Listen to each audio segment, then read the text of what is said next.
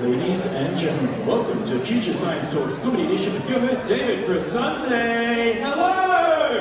Hey! How are you going? How are you going? Oh, there we go, the sound is off. How are we? We well? Yeah? There are so many of you tonight. I'm not sure if you guys know, but this is like 200 people. They're very spread out, but this is our biggest ever show. So before we even begin, huge round of applause for you guys for coming out.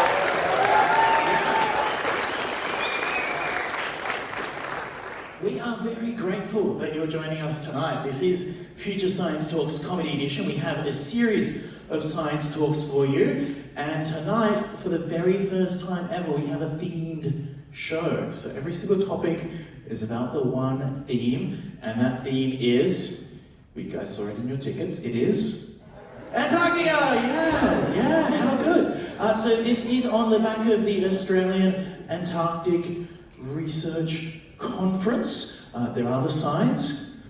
And can I get a quick raise of hands if you actually are coming here for the conference? Quite a few of you? Cool. Yeah, a lot. Yeah, it's designed that way. Raise your hands also, I know you're out there. If you have not been at the conference and this is your first foray and you're going to be learning about Antarctica, yeah, a lot of you as well. Welcome. Thanks so much for joining us. And I'm sure all of the researchers here who work in Antarctica are very thrilled that you guys are here. Guys, have a round of applause for you guys. Yeah. So how does tonight work? Well, what we have for you is a series of scientists. They're all going to be giving a 10-minute talk, roughly. And then we'll have a little break halfway through. So if you guys feel like a little top-up, there are the carts at the back. We'll have a break, so no problem. If you're by the third speaker, you're like, I want to move, that will happen. We will have a break. And during their 10-minute talks, the brief was that they were going to have 20% humour, 80% science. Yeah. We'll see if they hit that metric on point. Generally, there's a bit more humour, but we'll see tonight. No pressure, guys.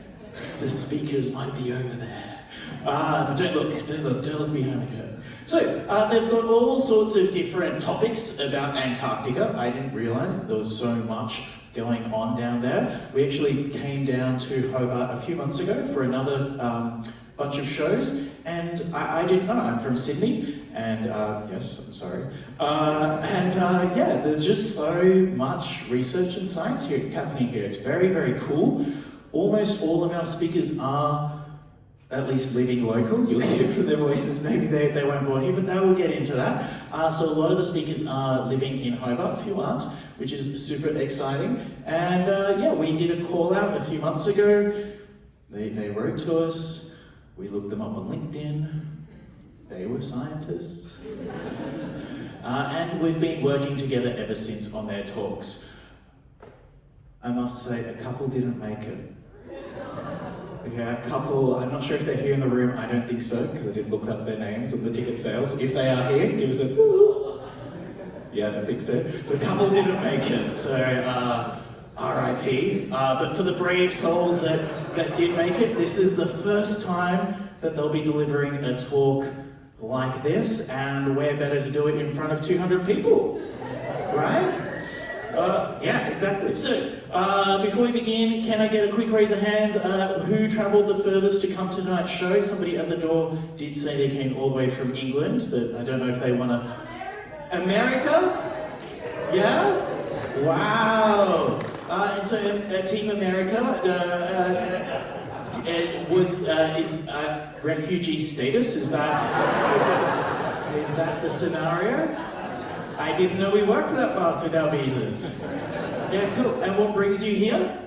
Our daughter lives here. Wow. And I do know your daughter, Mike. I'm like, are you in science? But I can't say that because yes, she is. Cool. Well, welcome. Do you enjoy our summer? Oh yeah. Yeah, I was a bit surprised. I came here from Brisbane. I was like, oh, November, summer in... it's not summer yet, I know technically, but I'm really glad I packed my beanie. Anybody else from far abroad? Netherlands, welcome. Wow, and did you come for the conference or for the show? Nice, great. And is the temperature about the same in the Netherlands right now? It was worse here. Worse in the Netherlands, as in it was... Right. So it was like 2 degrees colder. No, it's fine. I'm not bitter at all about the last 2 days. I went to Bruny Island. I've never been. It was cool to go interstate from Tasmania. At one point, the person asked me to reverse while I was on the barge. For anybody who hasn't been to Bruny Island, you get on this barge.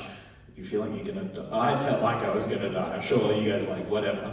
And then he asked me to get in reverse, and I put the handbrake down, and the car just started rolling backwards because the ship was going forward. Some sort of physics thing, I wouldn't know. Bet somebody here knows, and it was terrifying. But Bruny Island was cool. It was nice. Yeah. Just wanted to share. Wherever Mark is, there's a gentleman here called Mark Horseman. Him and the team have been doing a lot of effort and work getting together all these scientists to this conference, and also getting the speakers involved. They're very, very generous with their support for tonight's show, and we're very grateful. So I hope you guys enjoyed tonight's show. I hope you learned something about Antarctica, or at least see some of the faces who work on the big continent down south. And yeah, I'm really, really pumped. So, like I said before, this is the first time that they're doing this, and although I'm looking at you like I can see you, I kind of can't. These lights are pretty bright, and yeah, I can make out human shapes, but if you're having a good time and smiling, I definitely can't see the whites of your teeth. So, if we're enjoying ourselves, what are we going to do? So let's keep that going.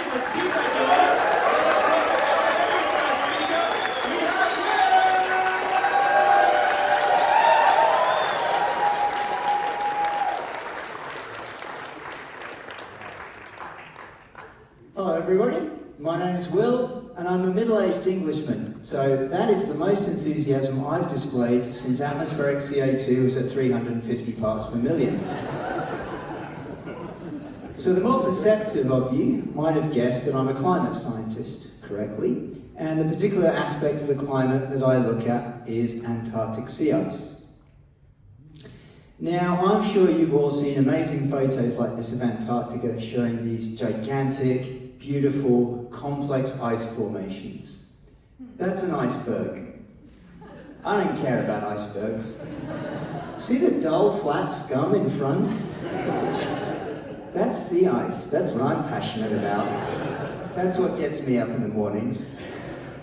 Sea ice is frozen seawater. It typically grows to 1 or 2 meters thick, and it lasts for just a few months. It's superficial, it's grey, it's kind of salty, and that's exactly how my friends describe me. So you can see why this gig is perfect for me. That, and I'm a massive nerd. Not so much of a nerd that I didn't forget to take my conference tag off, by the way. You know who you are.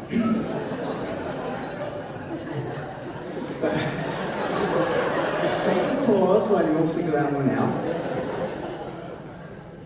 But this story could end up affecting you too, even if you're not a sea ice nerd. So the first thing to know about sea ice is that it's really good at reflecting sunlight back into space. Now, those of you up top looking down at me will have probably already noticed that I'm bald. It's true. I'd kind of envisaged that by this point in my life I'd be a silver fox, but somewhere along the way I caught mange. And because of that, when I go outside in summer, I have to wear a hat to keep the sun off my scalp. If I was the Southern Ocean, sea ice would be my hat, protecting me from those scorching hot sun's rays. Less sea ice around Antarctica in summer means that the water around Antarctica's ice sheets and ice shelves gets warm, and that can have a knock-on effect for sea level rise. And that's a concern for anyone if, say, 700 million of your taxpayer dollars are tied up in a waterfront stadium.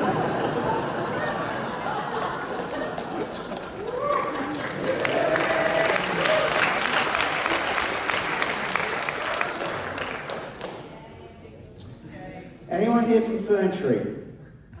No? Mount Nelson? Woo! Yeah, go Mount Nelson. You don't give a shit about sea level rise. Because you're on the mountain. You probably do care about bushfires though. Now, sea ice helps the Southern Ocean absorb 70% of all the heat that we're trapping on our planet through greenhouse gas emissions. Less of that heat going in the deep ocean means more of it going in the atmosphere. That means more droughts, more extreme heat waves, and more bushfires. Ironically, it also means more floods. In fact, I'd argue that almost everybody in Australia over the next few decades could be indirectly affected by the loss of Antarctic sea ice. That was somber. Well, now I've got your attention. I've got a question for you all. Who here has been completely fucked over by a breakup that they didn't see coming?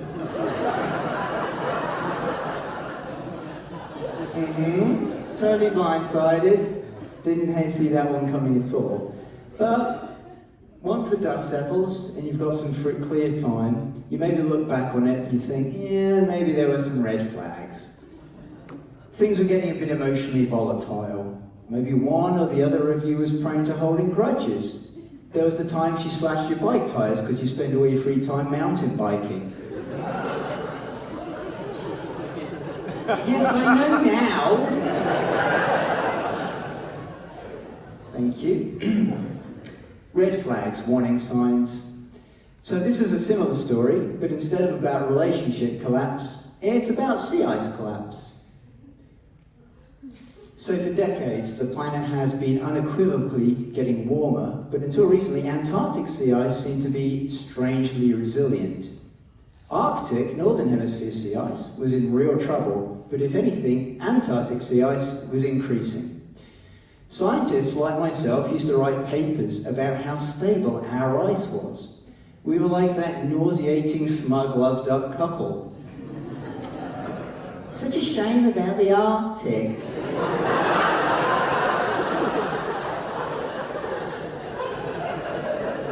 It's the polar bears I feel sorry for.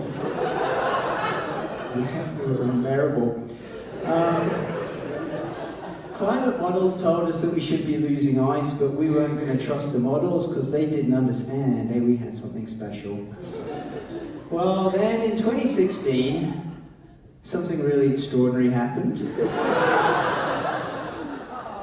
That's right, we started losing sea ice.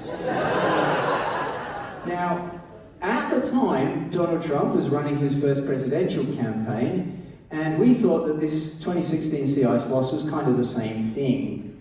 Fascinating, kind of extreme, but an aberration. There was no way this guy was hanging around.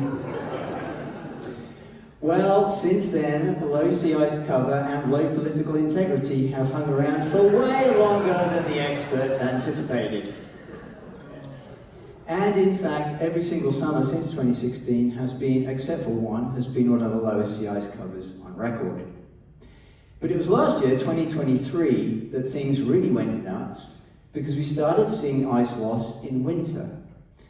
Now, historically, winter sea ice has never been that interesting because it always gets really cold down there, so the ice always grows to its maximum limit. Winter sea ice was always kind of dependable, predictable, robust. It was summer sea ice that was always a bit shifty and unpredictable.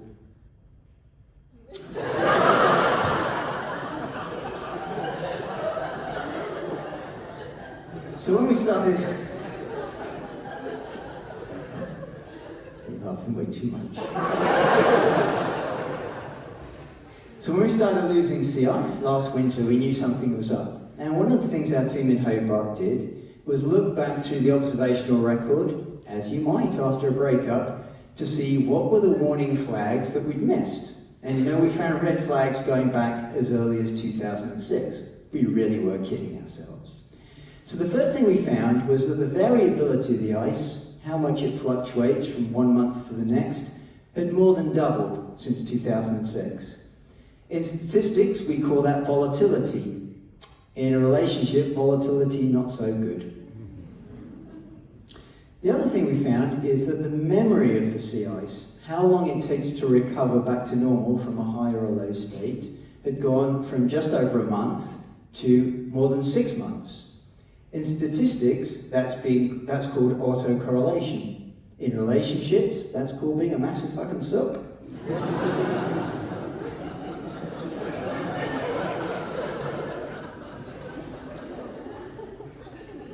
Now, whether you're in a relationship or you're a dynamical physical system like sea ice, increased volatility and increased autocorrelation are both signs of an impending critical transition. Sounds ominous. But, so in reflection, perhaps we shouldn't have been so surprised by what happened last year. The warning signs have been there for a while. But of course the important question is what's going to happen next. So the first thing to note is we've had another really low year of sea ice this winter. And we know that what's driving this is in part ocean temperatures in the Southern Ocean. But we don't know where that heat is coming from, and that's a real problem because ocean warming is a bit like that hot new rebound relationship. Things can be smoking hot.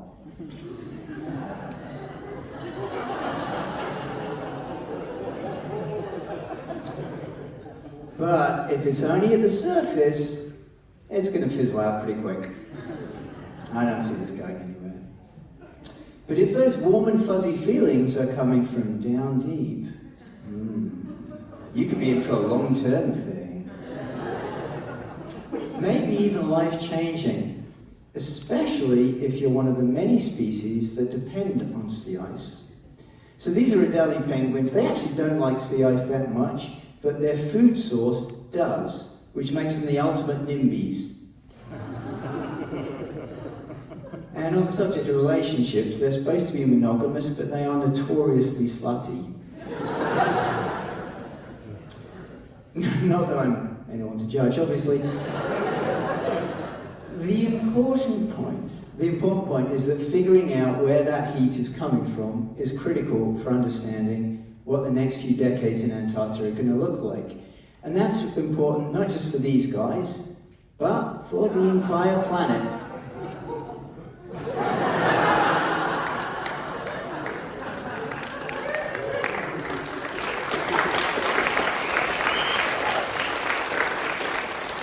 I'm Hobbs. I study Antarctic sea ice, and amazingly, I am still single. Thank you very much.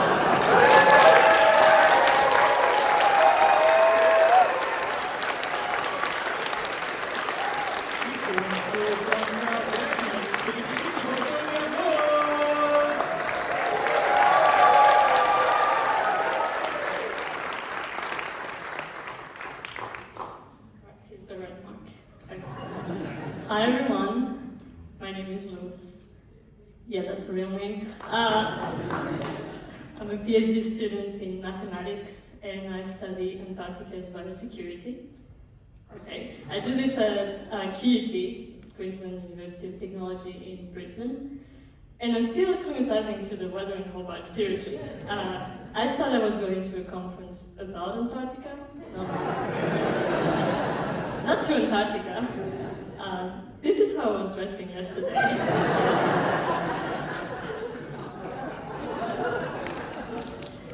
Alright, so when people meet me, it is a bit confusing because, look at me, I have a Colombian face, and people tell me I have a very strong French accent. Okay, thank you. That's because I'm both. So when I tell people, oh, yeah, I'm Colombian, they think, oh, you like Shakira. So much better when they say Shakira rather than Escobar. And when I tell them I'm French, they're like, your life looks like this. You go to the fashion week. Okay, no.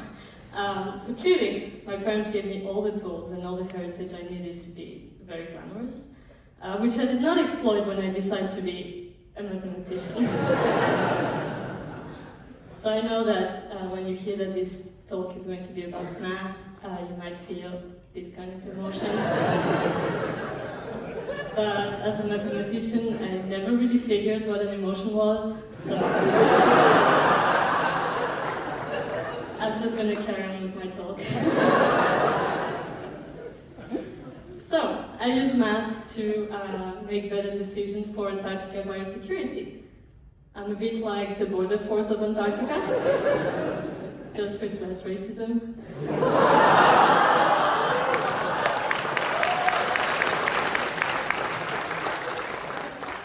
And this role is extremely important because, well, Antarctica is very fragile and any disturbance to Antarctica could have devastating consequences. So the last thing that we want is to bring a few rats over and see our pygmy colonies look like this. So my role is to advise these people. These people are the Antarctic Treaty System, and I use math to tell them, well, what the best biosecurity decisions that we can do to prevent from the rats to go to Antarctica. Things like, should we be cleaning these containers? For me, thinking about Antarctica's biosecurity is a little bit like getting ready for a date. Oh yeah, just in case there are other mathematicians in the room, a date is when you meet with someone else in person, and that person is actually interested in you and not just in your homework. This has happened, okay. So, thinking about Antarctica's biosecurity is a little bit like getting ready for a date. Let's just pretend I'm getting ready for a date with my crush, Ryan Gosling. There are so many things I can do to get ready for a date with him. You can imagine. I can start by choosing my clothes very carefully. Yes, I was at the conference yesterday. I can clean my shoes so I don't bring any nasties to my date. Or I can get a nose surgery so I can fix that snoring problem I have. Okay, I've never done that, but my dad has, and that is a true story. This is really my dad. So my dad, when he started dating my mom, he was very embarrassed of his snoring, so he decided to do this very, very expensive nose surgery. Okay. And the recovery was terrible. Like, he couldn't eat, he had to drink his food like with a straw. And after all the struggle, he asked my mom, well, did the surgery work? Like, was it worth it? And she said, yeah, but now you do this.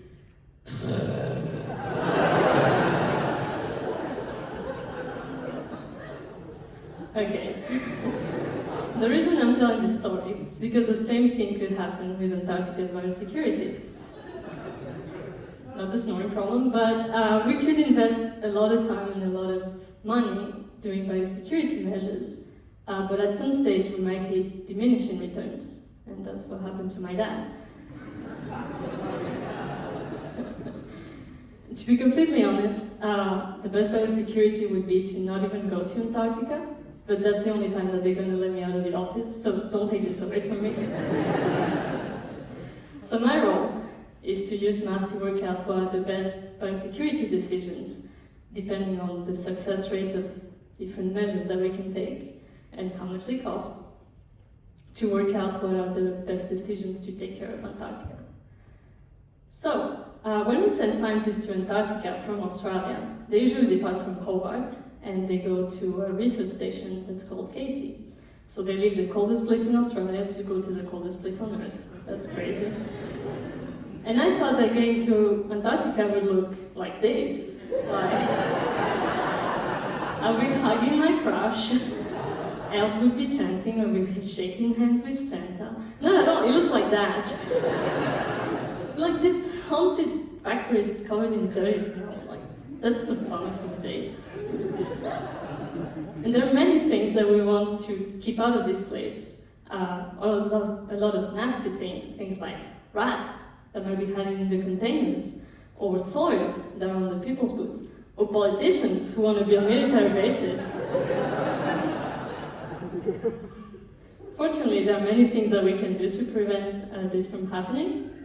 We can do some cleaning of containers, doing some visual inspections, not the visual inspections I wanted to do, but that's okay. Or we can use these scent detection dogs. This is a real detection dog. Isn't he cute? No need to be a German Shepherd. Fortunately, I'm not doing this project alone, because I'm a mathematician, I don't know what's Antarctica. So I'm doing it with my friend Zach. Zach is a postdoc in ecology, so way cooler than me, not a mathematician. Zach and I were a great team because I can work out the math and, well, he can compliment me by knowing what is Antarctica. But the thing is, none of us really know how the Antarctic logistics work and how biosecurity works in Antarctica, so we asked for some help from experts in the field, so these guys over here. And we essentially asked them, how good are current biosecurity measures? Like, how much do they cost? How long time did it take? And it was a bit like asking advice from a dating coach, like these are the alpha scientists that are telling us from their experience what's the best way to pick up rats, I mean. And my job as a mathematician is to translate the information that they gave us into math. Like here. Isn't it beautiful? I love it. For non-mathematicians, this is what I see when I look at an equation. Alright, so what does this equation tell us? We're trying to minimize the money we spend on biosecurity measures while ensuring a high level of protection for Antarctica. So this is one way to look at this problem. We can look at it this other way, like here, where we're trying to maximize our protection while respecting our budget constraints. The problem with these equations is that they're really difficult to solve by hand, and by solve I mean finding the biosecurity measures that match these features. So what I do is I put them into my computer.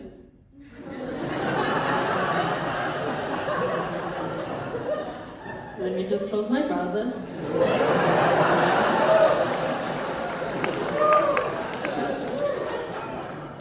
So I put them into my computer, and the computer then gives me a list of zeros and ones. And me, the human, I can interpret what this means by saying, this is actually what biosecurity measures we should be taking.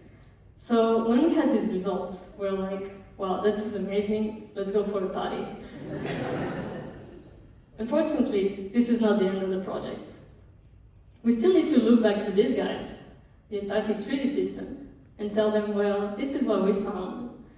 This is how much money you could be saving, and by ensuring this level of protection. And this is how you could reuse the math that we developed for your other projects. So, a few take-home messages from me. Math are really cool, very sexy. Always close your browser when you're sharing screens. And if anyone has Ryan's contact details, please send them to me at this address. Thank you very much, Hobart.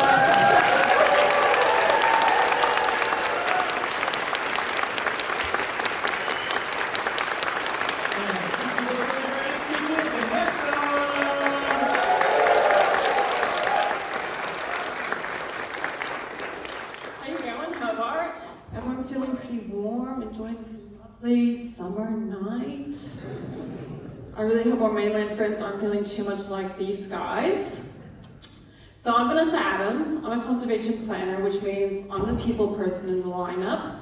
And I work with decision makers and communities to understand why we care about places like Antarctic, why they matter to people like us, cute little penguins, and what we can do together to look after them into the future. And that means that in Antarctica, it means working with decision makers like Kimberlee, the Commission on Conservation of Antarctic Marine Living Resources. Whew, that's a mouthful. And when they're meeting, it's a room full. And I can see that you're looking at me going, oh no, you're one of those people in uni who liked the group work. I did, really did, do it for a living. Fair warning, pay attention, there will be a group quiz at the end of the show. Yep, you're looking a lot like my students this morning. That little seed of fear is growing as you question the life choices you've made that have got you to this point where you're sitting next to those people. And as you look around, I want you to realize the real truth behind group work. Whether you're in a room like that or in a room like this, there are 4 types of people you're going to find. That nerd that's just a bit too keen, the jock that's pretty fucking useless, the the weird one that doesn't say much, but stares at you, and the princess that wants to make it all about her.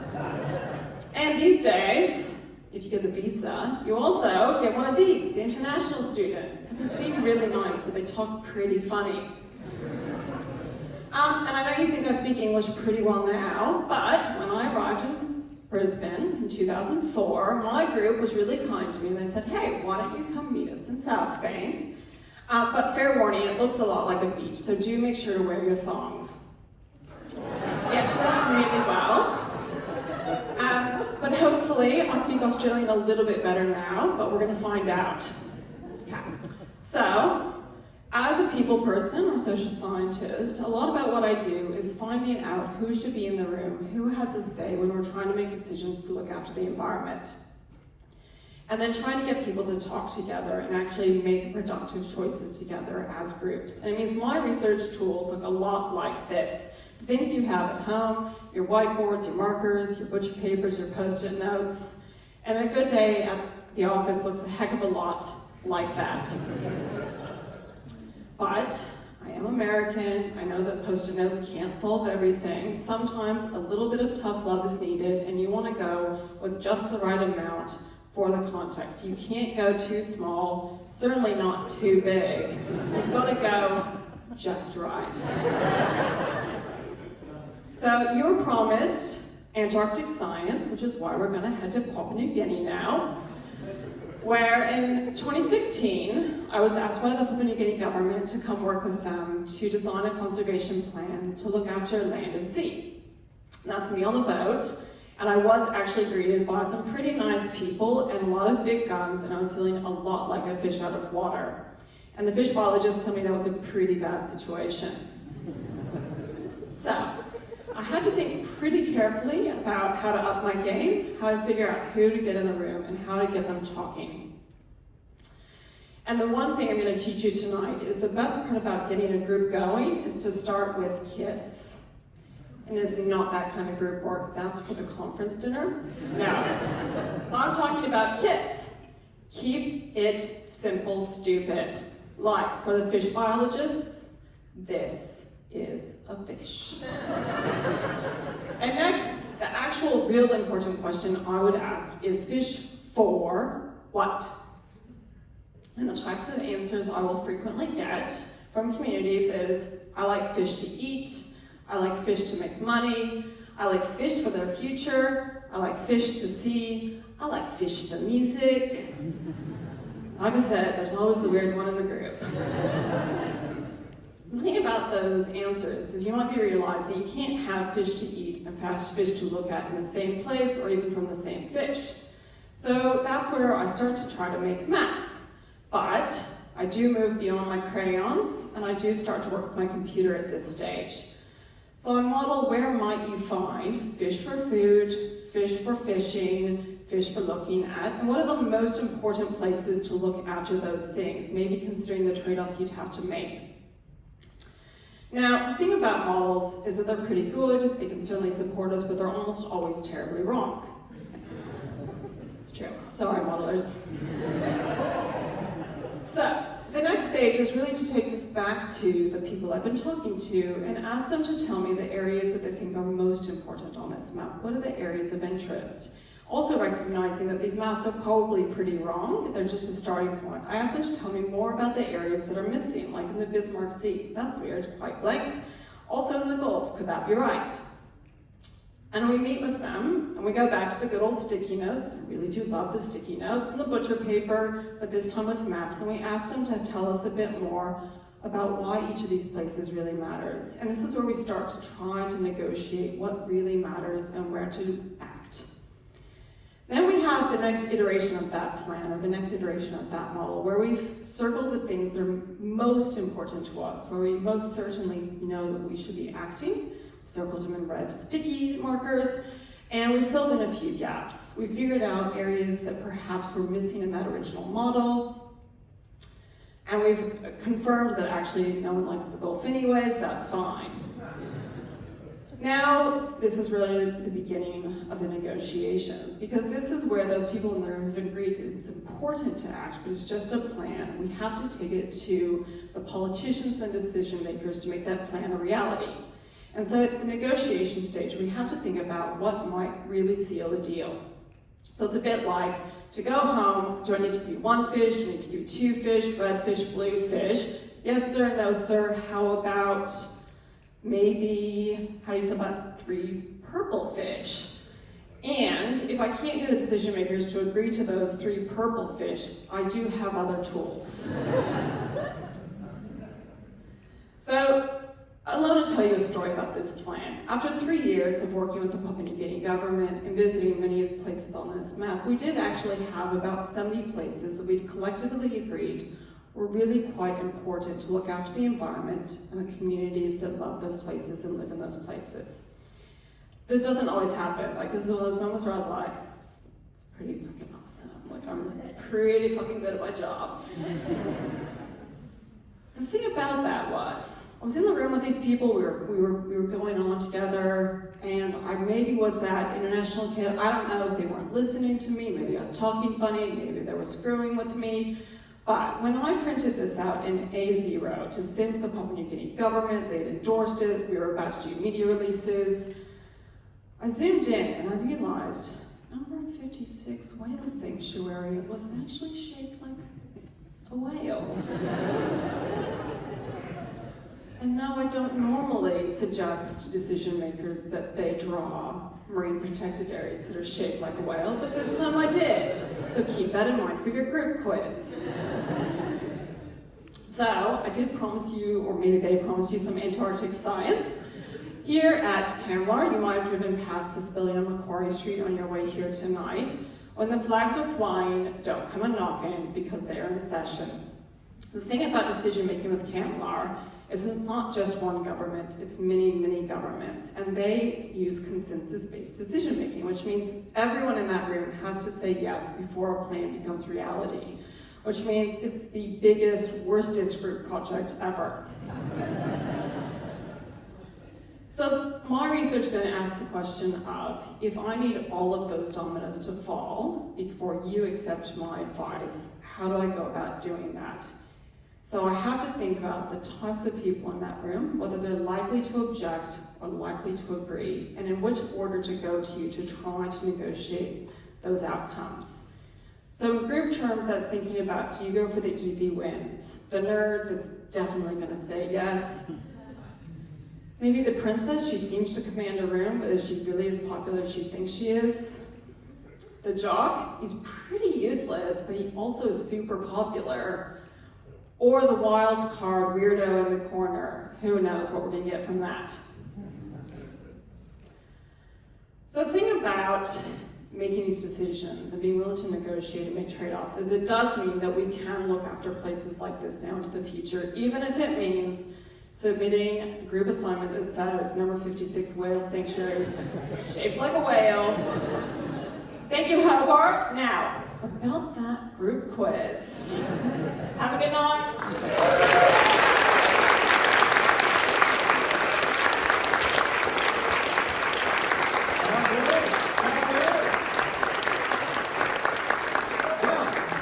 That was the first half. I can see Mark in the audience. Mark, is the food truck still open? Is there still the possibility to get booze? We don't know.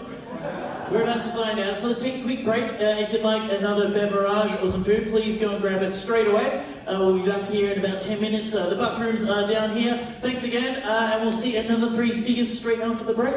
See you guys soon. Ladies and gentlemen, welcome back to Future Science Talks Comedy Edition with your host, David Crisante. Hello!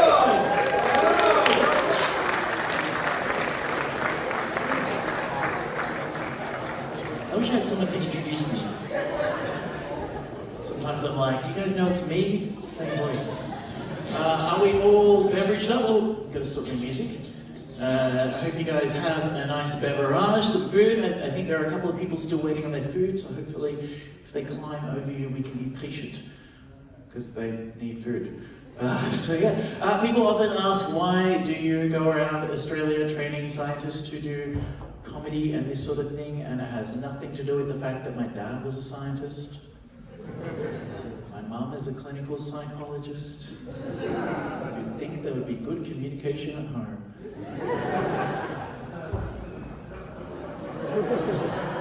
They're not here tonight. They hopefully won't see this. So one thing that we do is we do go around Australia. We're in all major festivals. We were in Hobart in June for a festival, which was great. Hopefully we'll be back next year early on. We're chatting with Beaker Street Festival. Maybe we'll do a little collab with them, maybe not. Hopefully we will. And if you guys are from other parts of Australia, we do stuff all across. We do training for people in science and others. I write a lot of wedding speeches, which is very fun. If you are interested in the science comedy program or any of our other stuff, get in touch with me. My name is David. I'm pretty friendly. I hope. These guys might not agree. Pretty sure I was like, but like, no, we're all smiles. Dave, so get in touch, Future Science Talks. We will have online resources in case you are interested in doing some science comedy stuff, but not doing it with a human. We will automate it in due course. So, enough from me. Were we entertained? Did we learn something? Was it interesting? Yeah.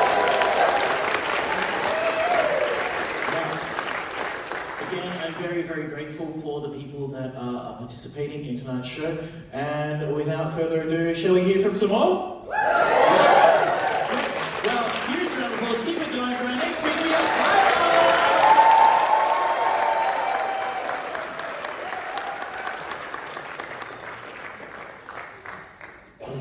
Hello everybody. Thanks so much for sticking around to support a few more scientists trying to imagine what it would have been like to have friends in high school. My name's Tyler, and tonight I'm going to tell you about this idea we have to use the ocean to remove carbon dioxide from the atmosphere to avoid some of the worst impacts of climate change. The idea is called ocean alkalinity enhancement, and it's something that could matter to everyone. But since I am American, this talk is going to be mostly about me. I'm what we call a biogeochemical ocean model.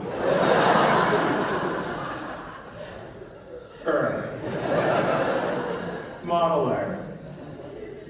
A biogeochemical ocean modeler. Sounds complicated, but it sure does help inflate the ego, which is going to be important when all of you Australians start asking me why my government has been hollowed out and filled with a cabal of Elon Musk's forgotten children. The downside, though, is that my poor grandmother has no idea what I do.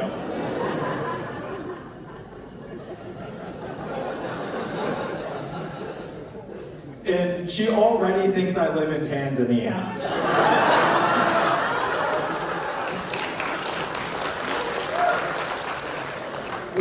Which, to be fair, she does seem sure is an island. But who am I to argue with the woman? She was the top of her class in geography. It's a bit of a lower bar for Americans. Okay, but what do I actually do? As a biogeochemical oceanographer, I get to sail around the world on the high seas, throwing futuristic robots off the side of ships to measure how the ocean stores carbon dioxide. It's all very adventurous work. Except that as a modeler, I don't actually do any of that anymore. These days, I haven't been to sea in so long that I almost booked a half-price cyclone season P&O cruise. Luckily, I did remember that I could drown myself in shrimp cocktails alone at home for free. So, for the most part, I spend my days sitting at a computer trying to simulate the ocean using numerical models. all while trying to imagine that it's at least a little bit sexier than it actually is. But since in reality I'm stuck inside most days, I try to make the most of my time outside. And Tasmania is a pretty good place to make the most of your time outside. Take rock climbing, for example. Here I am, about to go climbing back home in North America with 2 of my best friends and 1 other modeler.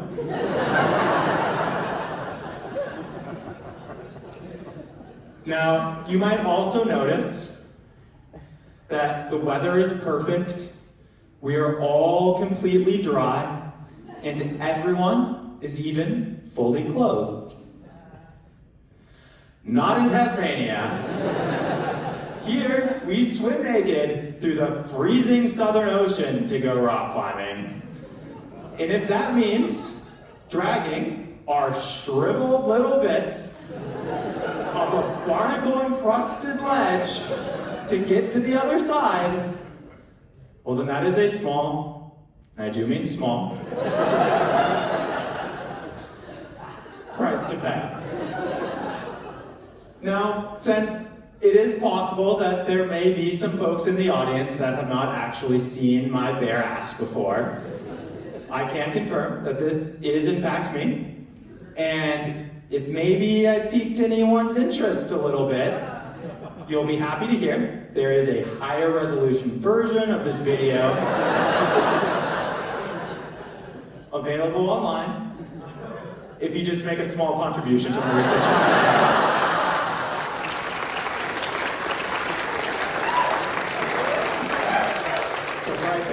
It's a real website. The climbing, though, if you make it past the sharks, is truly extraordinary. And I'm not only showing you this pretty cool photo of me because I'm still trying to overcompensate for not having friends in high school. I also wanted to draw your attention to what's going on at the bottom of the cliff. Here we can find some massive waves crashing violently against the rocks that we're trying to climb. Now, in climbing jargon, we refer to this as fucked. But in geochemistry, we just call it weathering. Now, weathering is just a fancy term for erosion. The waves and the wind beat the rocks into oblivion, dragging all of their little pieces into the sea. And this is actually a really good example of how ocean alkalinity enhancement works. All those little pieces, all those rocks, those are the chemical compounds that form the salt in the ocean. And all that salt doesn't just make it taste delicious, it also adds something called alkalinity. Now, alkalinity is a notoriously unintelligible chemical construct. It is even harder to understand than why people did not seem to think that I was cool in high school. I mean, I was the best ballerina at my senior prom.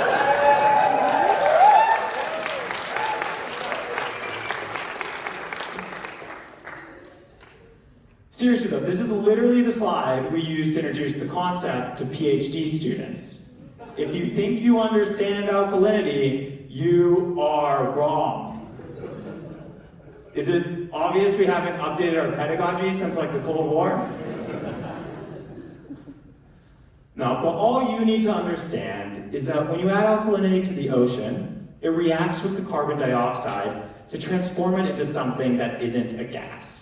And all that carbon gets locked away for good, creating space for more carbon dioxide gas to be absorbed in from the ocean. Or you can think about it like the last date that you tried to impress by ordering the spicy curry. Antacids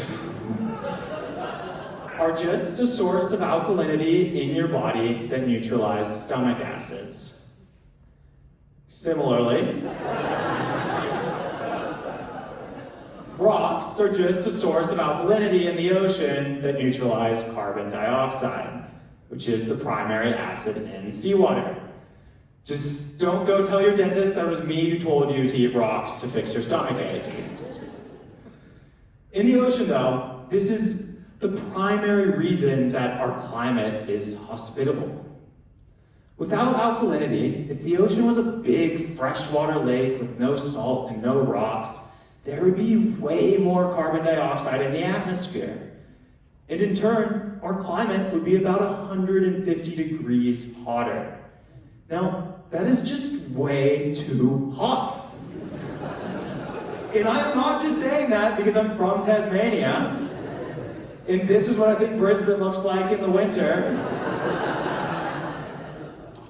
No, I actually love the heat, and I can prove it to you. See? This is me standing in an actively exploding volcano. Parenting was a bit looser in the 90s. I do love this photo though, because it really lowers the bar for what we are expected to leave behind for the next generation. Like, sure, our children might inherit a metaphorically volcanic hellscape, but so long as we don't leave them in the actual volcano, then they'll at least be doing better than me. Luckily, I did survive the volcano and was able to move to beautiful Tasmania, where I sit inside all day, at my computer, thinking about theoretically throwing rocks in the ocean. I do truly believe, though, that this is incredibly important work, because we need to know if it's safe to use our oceans to help remove carbon dioxide from the atmosphere. Because in case you haven't noticed, we're putting carbon into the atmosphere faster than house prices are going up in Hobart. Now, I know some of you are probably thinking, Tyler, this all seems a little bit reckless. Using our oceans to clean up this mess you made, why don't we all just stop emitting so much carbon dioxide in the first place? Well, I hate to break it to you, but Al Gore already won a Nobel Peace Prize for suggesting this like 20 years ago. And, spoiler alert, emissions have not started going down. Now, believe it or not, this is not just because we are all total assholes. I mean, a few of us are total assholes.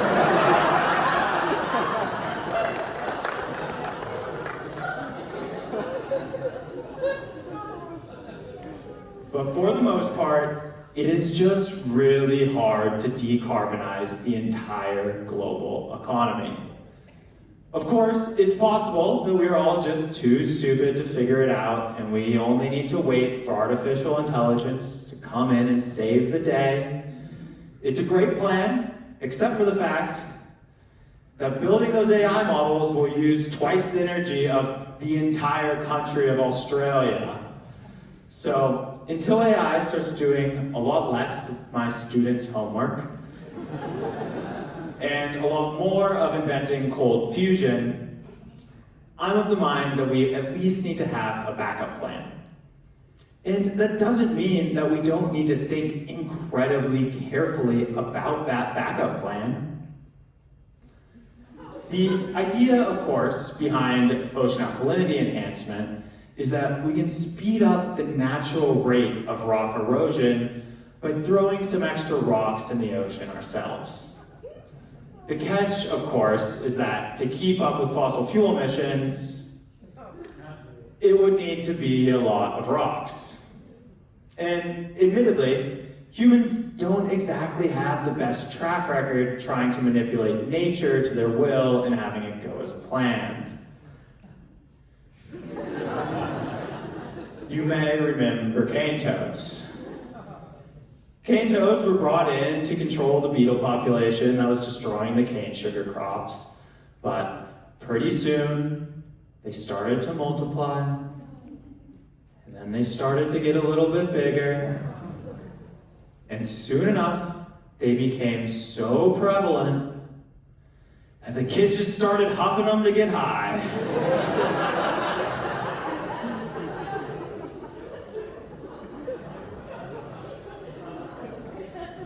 The good thing, though, about ocean alkalinity enhancement is that it doesn't require messing with biology or ecosystems at all. And that's incredibly important because those are the systems that are the hardest to predict and the most sacred to protect. But still, as scientists, we need to have the humility to understand that there's plenty we still don't understand. Which brings me back to my computer. Before we can ever think about trying something like ocean alkalinity enhancement at a global scale in the actual ocean, we need to simulate it many, many, many times first on a computer to make sure that it's safe and make sure that it's effective. So that's why I have been spending so much of my time looking so disturbingly close at so many models that I'm starting to think I might be qualified to move home to America and run for president.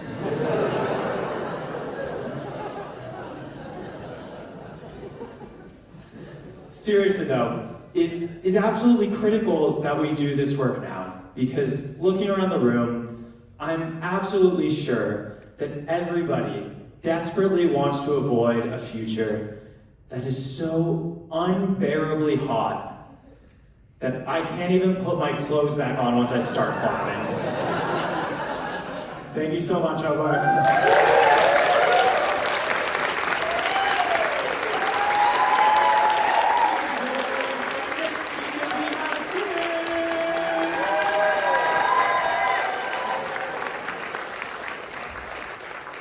G'day everyone. As you might have guessed, I am your token Australian for this evening. Yeah, keep that up. So my name is Kim, and as you may not like to find out, I work for the government.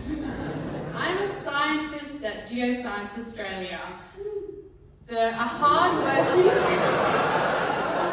Thank you. Geoscience Australia is a hard-working, weird and fantastical part of the federal government. Now, I don't think you knew there was a hard-working part of the government. I know you know there's a weird part of the government, but I bet you didn't know there's a fantastical part. So today, I am here to introduce you to my alter ego, Landsat Girl. And I have the hot gossip of today. Antarctica desperately needs a digital makeover. Now you might be wondering, what the heck?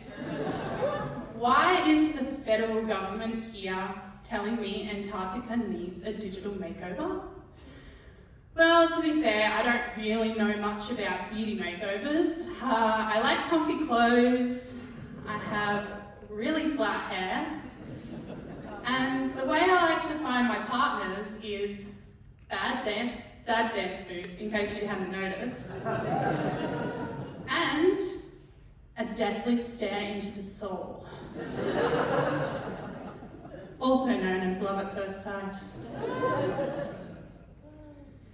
No, but one thing I do know a heck of a lot about is observing our Earth from space. And that's why I'm here to tell you, Antarctic satellite imagery needs a little bit of work. My job is to take Antarctic imagery from drat to fab and make it glamorous. To do this, I improve the quality of existing imagery and provide tools and services to help people like other government workers, scientists, and environmental protectors easily use the imagery to watch Antarctica from afar. This is important for you because you may have heard earlier, this will improve your weather forecasts here in Tasmania, help predict Australian drought and rainfall, and also ensure continued production of cute video content. I like that one too. Unfortunately, not many people know Geoscience Australia exists, or that we do anything. Other than study rocks, maybe. But no, growing up in Perth, I absolutely did not know Geoscience Australia existed until a job offer landed in my inbox. But then again, I'm not really a reliable source of information. I also didn't know Tasmania existed. I'm from the West. West is best. And that's also why I didn't know how to merge on the freeway.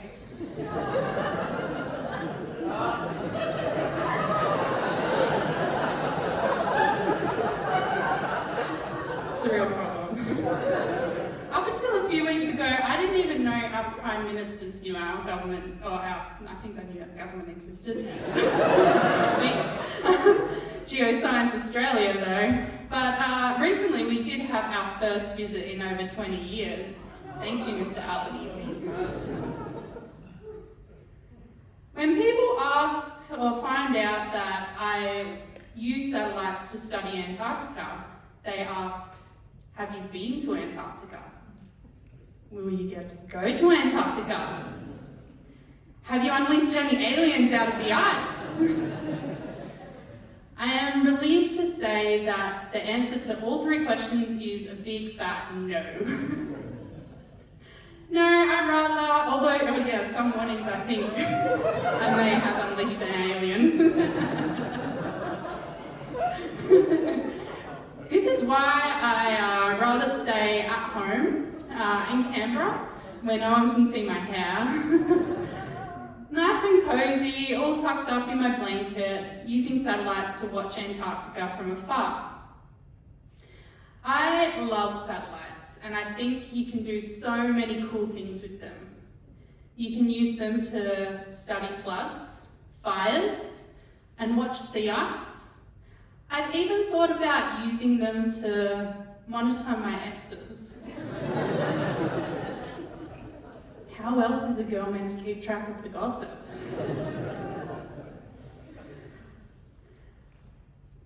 Yes, and I am referring to these satellites as my satellites, but I will admit that they're owned by the NASA and the European Space Agency. Don't tell anyone. My most powerful satellite only sees one colour for every 10 metres on the ground. And as much as my exes like to think that they or certain parts of them are big enough to be seen from space, I think they're safe.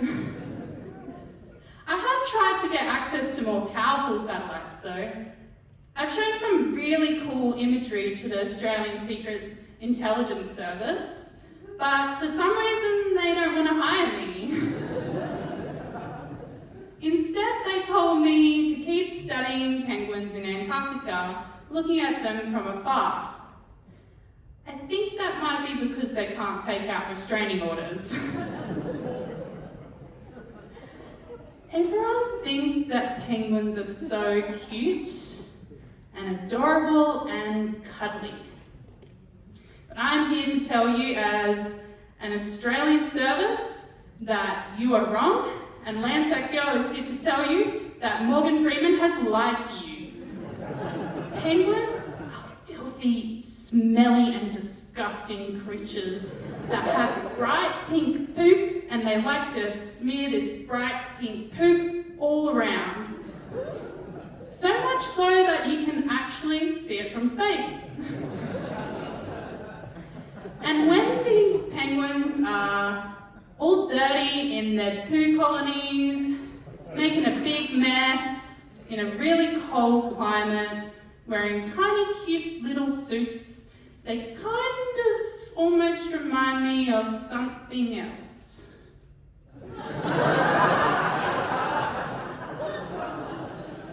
don't know where this is. It's actually uncanny how similar these colonies look.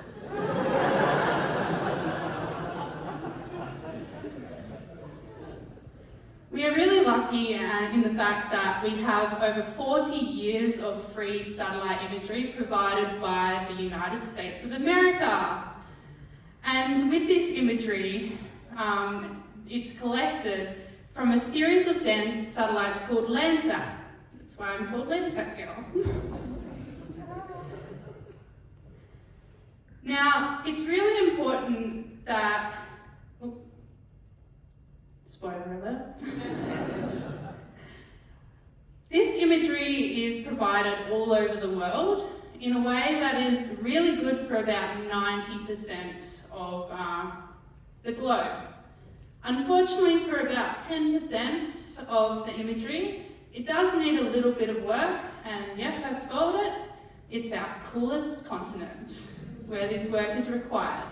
Unfortunately, to make this imagery better, it is actually quite difficult. And we can't exactly go crying to our American friends to just fix it for us. I think they might have enough going on at the moment, but I'm not allowed to comment. I work for the government. But yeah, aluminum. Yes, I think maybe the language is the issue, but you might want to ask Tyler.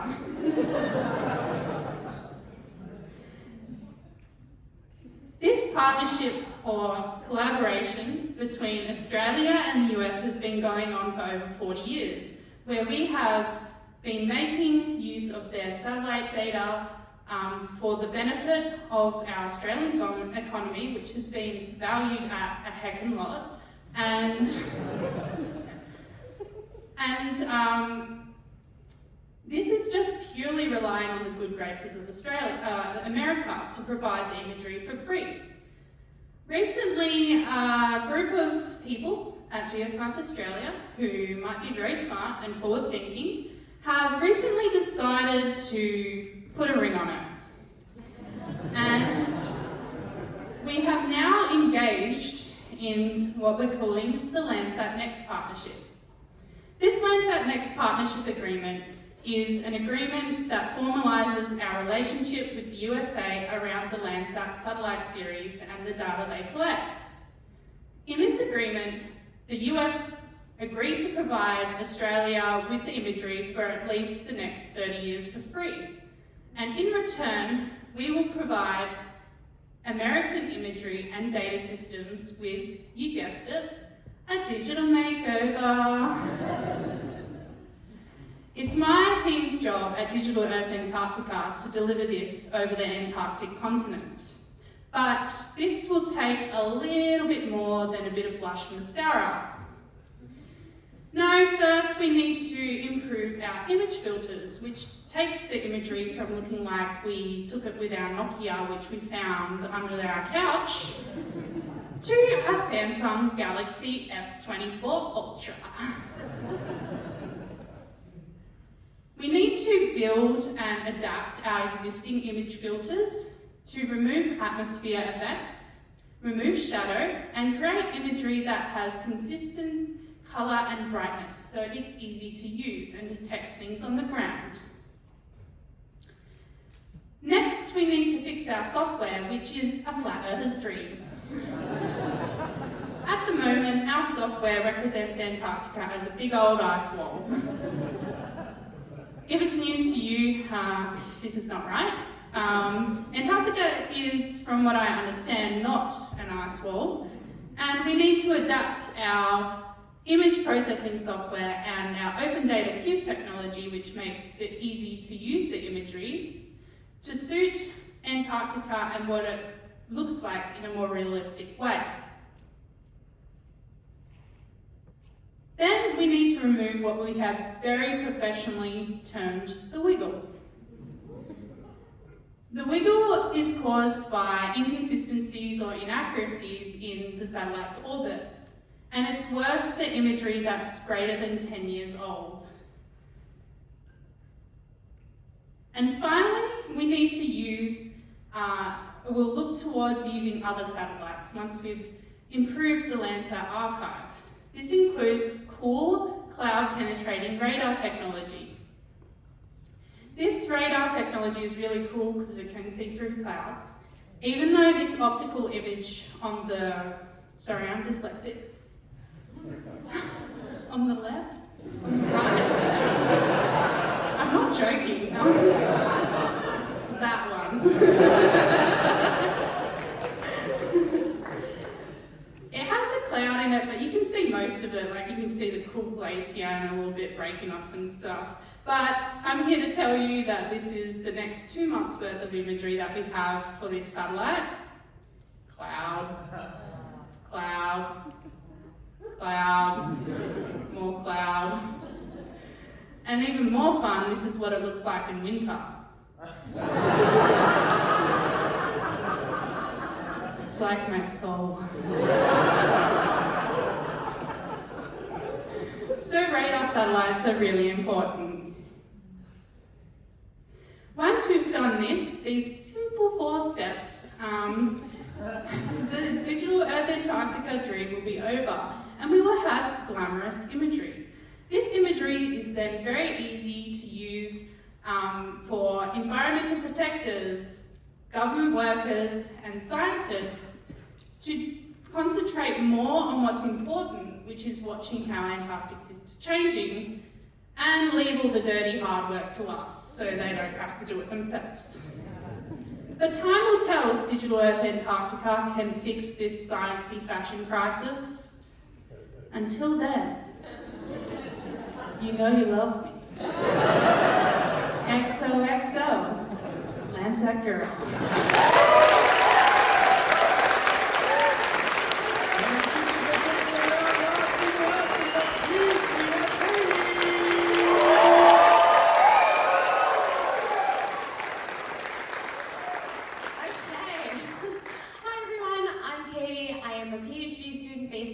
Hobart, and tonight I'm going to talk about a migration. And no, it is not a migration of people with accents like mine coming over here since the results of the US election. So when I tell people I study a migration, they often think of epic scenes, like whales migrating to Antarctica, or wildebeest migrating across the Serengeti, or if you're like me and you're not from here, you might think of endless paperwork. Now, just to be clear, this is to prove I'm not a criminal, not the other way around. Now, no, the migration I study starts in the deep sea. But before I dive in too deep, a little bit about my own migration. So if you detected an American accent, you're right, I'm from Boston. And a few things about Boston: it's dark for half the year, it's full of terrible drivers, and it's wicked cold. So cold that we can't actually feel when our bodies get numb, so we quite like making snow angels, just like this.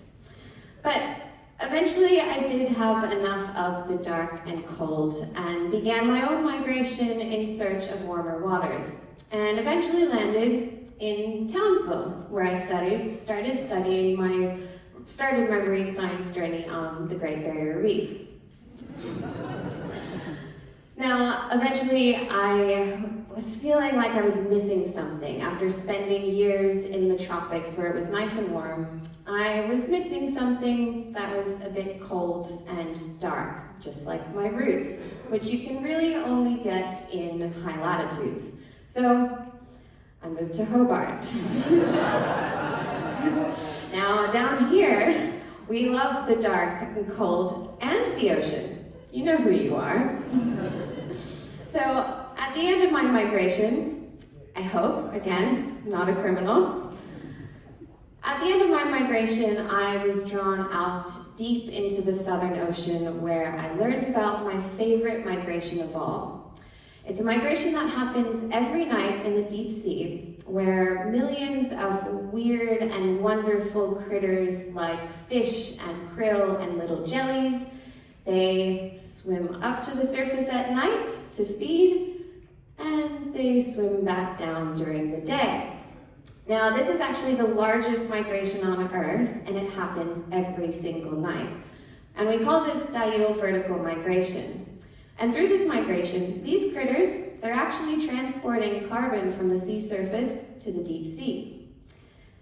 Now, I feel quite connected to these critters because just like me, these animals, or in this case, Katy the krill, we start out in a deep, dark place. We migrate to a warmer, lighter place, and eventually we return to the deep, dark depths where things get a little weird.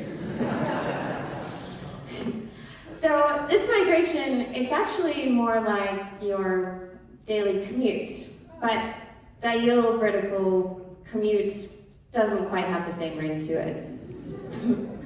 Now, you might be wondering, well, why wouldn't these critters just stay in the surface waters where it's warmer, lighter, and there's an all-you-can-eat buffet? Well, think of it like Hobart's housing crisis. Way too expensive. And for these critters, the expense isn't money, it's life or death. So living in the surface waters means dealing with a lot of competition and being spotted by predators. Now, luckily for us, the only predators that we encounter wear suits and hand us rental applications. So, like those of us who can't afford to buy or rent in the city, these critters are stuck commuting from the suburbs. Now, you may be wondering, why should I care about the commute of these weird deep-sea critters? I mean, maybe even just hearing the word commute is giving you anxiety. But like I mentioned before, these critters are actually helping transport carbon from the sea surface to the deep sea, where it can stay locked away for years. So let's unpack this. Now, when we're commuting in our cars, we are burning fossil fuels and emitting carbon dioxide through our tailpipes. Now, some of that carbon dioxide is taken up by the ocean and then taken up by these little tiny plants at the surface called algae. So these algae are basically like little carbon-filled nuggets. So, our deep-sea critters, they swim up, they have a nice feed, and they swim back down. And along the way, they also eat each other. Now, luckily for us, on our commute, all we have to deal with is road rage. Unlike these critters, we probably won't get eaten. So, just like our tailpipes on our commute, these critters are emitting carbon along the way. How? Well, they breathe, they shed, they die, and of course, you guessed it, through tailpipes of their own, they poop. So, in fact, the ocean is full of poop. We actually just call this marine snow. But no, it's not the type of snow that you want to make a snow angel out of. So for carbon, this diel-vertical migration is really like an express lane to the deep sea. And the deeper it goes, the longer it stays stored, locked away from the atmosphere. But just like us, not everyone commutes. Take Angie the anglerfish. So Angie works from home, spends her days on Zoom calls, not worrying about getting caught not wearing pants. But Angie is eating critters that have migrated from the surface. So Angie is also helping store carbon in the ocean. Good on you, Ange. All right, ooh, oh gosh, surprise, spoiler, so many spoilers. So, I mentioned that this diel-vertical migration is the largest migration on Earth. So that means there's a lot of poop. So, it must be important to the carbon cycle, right? I mean, I just spent the past 6 minutes talking about it, and 3 years studying it. But as you already know from that spoiler, we don't actually know. So that's where I come in. So I'm trying to figure out how much carbon these critters, yes, those are in fact critters from the deep sea. So I'm trying to figure out how much carbon these critters transport to the deep sea, which means I'm trying to count all the critters. I'm trying to find out how much they poo, breathe, shed, and die. And I'm trying to finish this PhD in the next 6 months. Yeah. Oh, okay, well, yeah, so I quickly realized that you can't count all of the critters, especially when you're out to sea dealing with the wrath of the Southern Ocean. Occasionally, a sample gets spilt. So luckily for us, we don't have to count all of the critters. We can take samples and analyze them back at home. So what this really means is what I do all day is similar to Tyler and Kim. I sit behind the computer. But this is where the real fun begins, because I get to model the system, which is really just a fancy way of saying that I get to play computer games at work. Kind of. So with our models, we take the data that we collected at sea and we plug it into our models and we apply some rates of bodily functions like fecal pellet production, which is really just a fancy way of saying poop rate. So then we run our models, we let them eat, and then we get to see where the carbon goes. There it goes, yeah. So this is pretty cool because eventually we can run these models to see what will happen in the future, which is important because, Angie wanted to get in on this too. So, there she goes, yeah, good on you, Ange. All right, so we're starting to think more about this system, not only because we want to better understand how carbon is stored in the ocean, but we're also starting to think about fishing deeper in the ocean. So it's really important to understand the role that these deep sea critters play in storing carbon so we can manage this sustainably. And we want to get this right before you start seeing them on your dinner plate. So, I hope that you've learned a little bit about different type of migration and how it can help store carbon in the ocean, but I'll leave you with this final thought. So when you are commuting to work in your car, perhaps you're stuck in traffic and that road rage is starting to bubble up, I urge you to think about that heroic migration of these deep sea animals, and just remember, at least you probably will not get eaten. So thank you very much, everyone.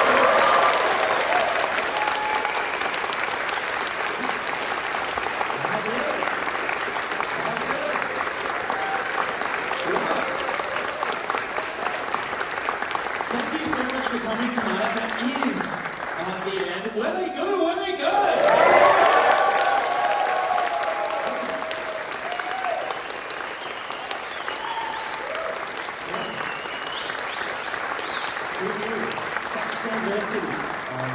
When it comes to Antarctic research. For all of you guys who do the Antarctic research, and there's a lot of you in the room, we're very grateful. Thank you. Yeah, it's amazing. So, yeah, and for all of you guys who came tonight to just because this sparked your interest and you're curious about what's happening down a bit south, thank you as well. Yeah, so huge round of applause for you guys for coming out tonight.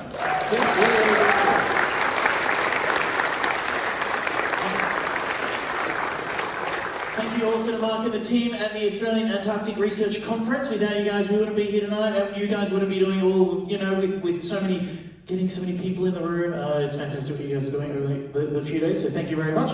And before we end it, I can already see the movement. Is it okay, since this is the first time they've done this, probably the last, is it okay if we get a photo with all you guys? Is that cool? Yeah? I'm just going to run over here and very quickly turn on the lights. But while I do that, if I can get all the speakers out in the front near the little computer, that would be amazing. And I've just hit that. Ooh, we can all see each other. Oh my God, this is what we look like at night. I'm going to very quickly take a photo with all of you guys in the background. So, without further ado, I cannot get everybody, but as much as possible, if you can put your arms out, super excited, whatever that looks like.